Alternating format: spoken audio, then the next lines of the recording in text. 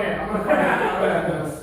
Our next comic is here to save my ass. Please put it together for Kyle Adams.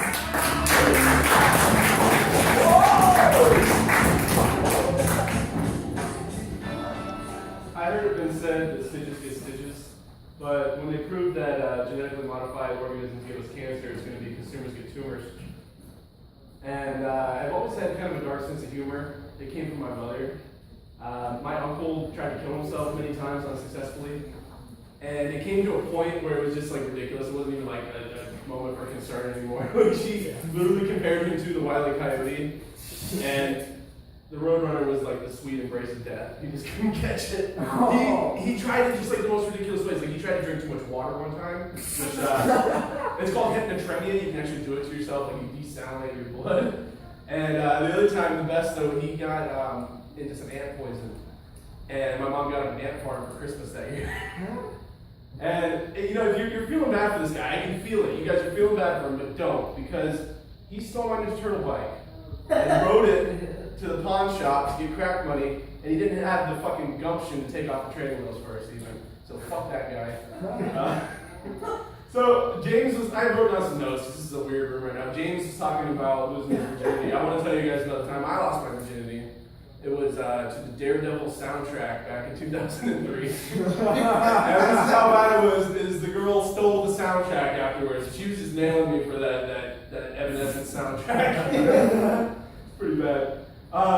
We're getting all gaga about superheroes and stuff, and I know I've got a Batman shirt on, but if we're going to break it down, the worst superhero of all is Captain America. And I'm going to tell you why. This is basically Captain America's story. I was just a little guy who wanted to fight, and then the doctors gave me a shot, and then now I can't get drunk. And no one listens to swing music anymore. And I'm sad all the time. And literally, this is his superpower. Is he's super strong and he's super patriotic. He literally hurls his patriotism in your face, you know, as American flag shield.